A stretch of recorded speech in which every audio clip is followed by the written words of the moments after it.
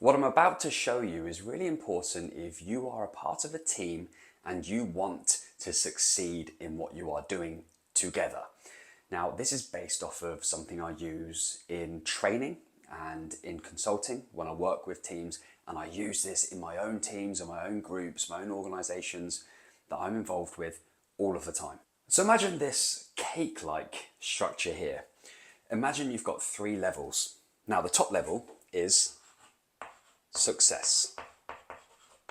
This is something that we all want to get to. We all want to reach the levels of success, fulfill our potential as a team and an organization. But here's the thing, in order to get that success, we actually do need a level of conflict.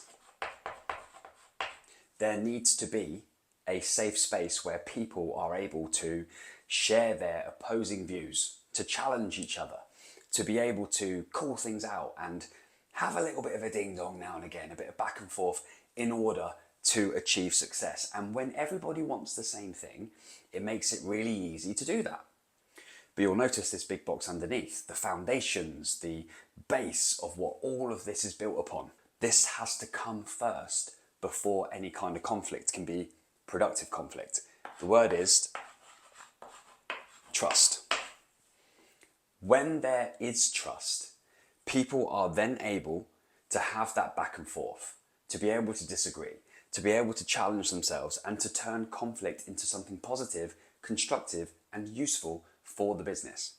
Something that perhaps is necessary when there is success to be had. The difference between achieving the potential of a business, of a group, an organization versus missing that opportunity is often the absence of trust when conflict occurs. And instead what happens is you get fallouts, you get problems, you get Machiavellian movements of people trying to recruit other people's opinions to back their own up and validate their reason for seeing things a certain way. One of the biggest problems you get, and this can be a real problem, is your ego.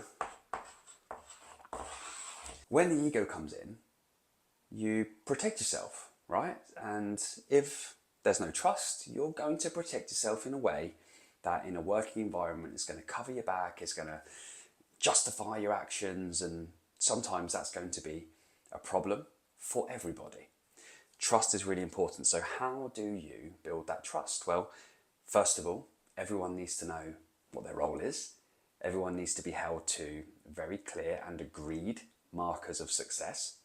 There needs to be really clear and effective lines of communication. And if you're the boss, the top of the tree, the manager, you've got to make sure that you make it clear what the expectations are, that you communicate in a way that empowers people, that doesn't tread on their toes, that doesn't look over their shoulder 24/7, and allows that empowerment to grow.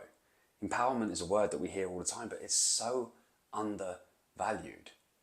When you have empowered people, there is trust. You allow people to shine, you allow people to work in a way that brings the best out of them. And then if there is then ever a disagreement or a misunderstanding, the conflict can be one that's positive and productive because there is mutual trust. Without the mutual trust, you've just got this blockage here and the whole thing's going to crumble down. You're going to find yourself in patterns where you rinse and repeat the same stuff again and again. Trust is really important, and it's everybody's responsibility to go and build that trust. So I hope this helps you. This is based off of a model that I use in my consulting and when I'm working with teams, or even in the teams that I work closely with now. This is something that I always talk about. So I hope it helps you, and I hope you've enjoyed this video. Please do let me know. Feel free to share your comments below. See you soon.